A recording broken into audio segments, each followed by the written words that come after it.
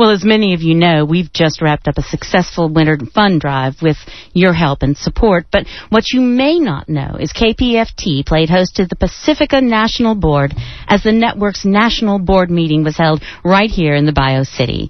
We have the pleasure of welcoming the new P&B chairperson, Summer Reese, who's live in the studio to discuss the state of the network. Miss Reese, thanks for joining us. Thank you so much, Marlo. I really appreciate your invitation to be here today and talk to the listeners. First, these are challenging times as a network. How is Pacifica weathering the storm? Well, you know, Pacifica has, I think, the most dedicated listeners out there in radio. And, we're having a really difficult time in the economy. All nonprofits are experiencing a downturn in donations.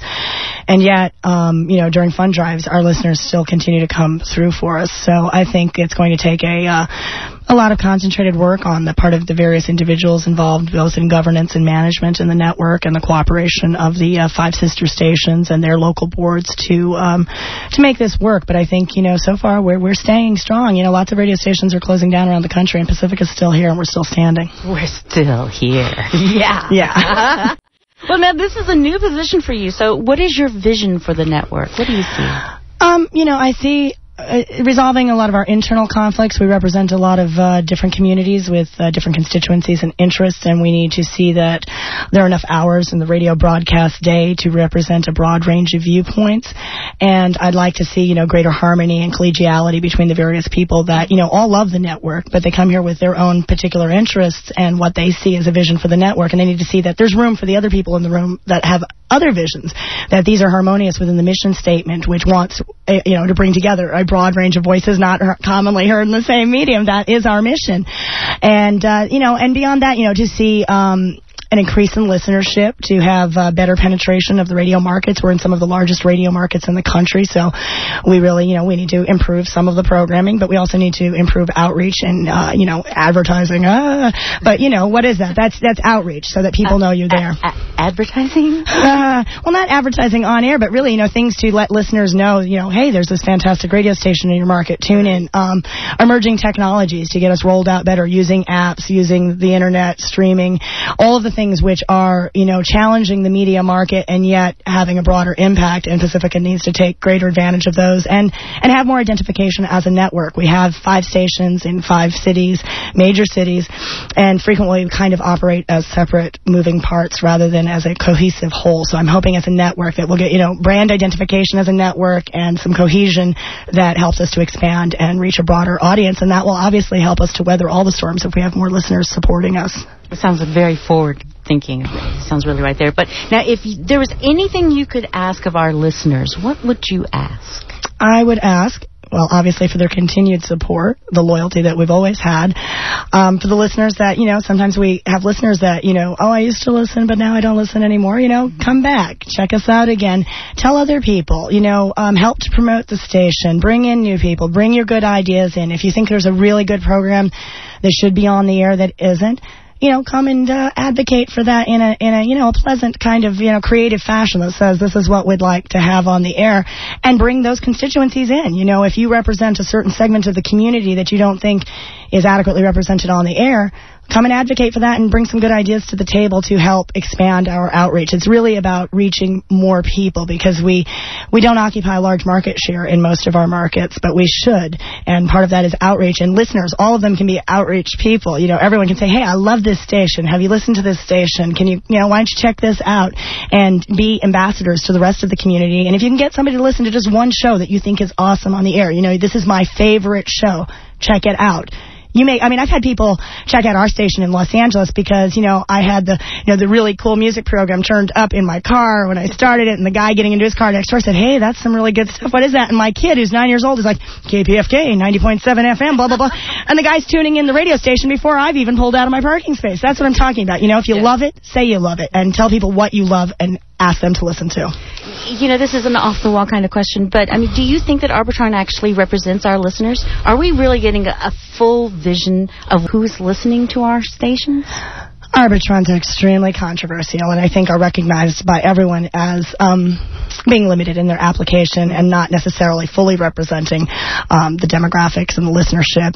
They're useful. They're tools. Everyone in the radio industry uses them. We should consider them, obviously, but that's not a full representation of what people are listening to because they don't fully penetrate all communities anyway. So it's like we shouldn't ignore any of the tools that we have in the tool chest, but we should recognize that sometimes they're limited and we need to go beyond that and reach out. I mean, it's what, community advisory boards, surveys, all these things where you include the listeners, where you say, hey, give us some feedback. What do you like? What do you don't like? What, how would you improve this? What's your favorite stuff? So we can do more of that. Talk to us before you get angry. Yeah, don't get angry. Everybody's volunteering. We all put in this incredible amount of time and love, and frequently, at the expense of other things that we're also dedicated to, because we think, especially we're in an era of intense media consolidation, intense corporate consolidation. And, that's how I've been listening to my station in Los Angeles since I'm 11 years old. But, I spoke at the FCC hearings 4 years ago because of the intense consolidation going on. So it's like more important than ever. It's like while we have an expansion of media outreach through the internet, we have a decrease in, regular broadcast media. Everything is being owned by fewer and fewer companies where, never mind alternative voices, any voices. It's like, it's, the prepackaged corporate stuff, and that's it. So I think that's, it's really important if you love it or you think it's important, whichever way you're coming, whether it's because you're passionate about particular issues or you're just passionate about, freedom, democracy, the First Amendment, having media outlets so that you can hear anybody, so you can speak, so you can hear any alternative voices. It's important. So don't get angry. Recognize that, everyone is doing the best that they can according to what each individual sees. And, so come in and bring your positive energy. And it's okay to critique things. It's okay to say that's not working. But that shouldn't be the only thing you say. You should come in and say, and this is what is working, and this is what I'd like to see more of. And, hey, I think this would help, too. And I think we could, tap a new audience over here and bring in some more money. And, we got all these listeners that we could get. Bring that in, So. For those of you who are just joining us, we are talking to the new Pacifica National Board Chairman with all of her wonderful enthusiasm, Summer Reese. And we're pleased to have her here in the studio. Summer, what are the short and long-term goals for the network? The short-term goals are we face serious financial challenges right now. They're, of an intense level. And as I said, as we all know, many college radio stations are simply going out of business. Lots of small radio stations they're struggling to hang on. And we're a whole network. This isn't, small radio stations. Actually, we've got incredible signals in a lot of areas. So, the short-term goals are to put us on a positive financial footing so that we stay in business. Business. But you know what? If you don't pay the light bill, you can't transmit the radio.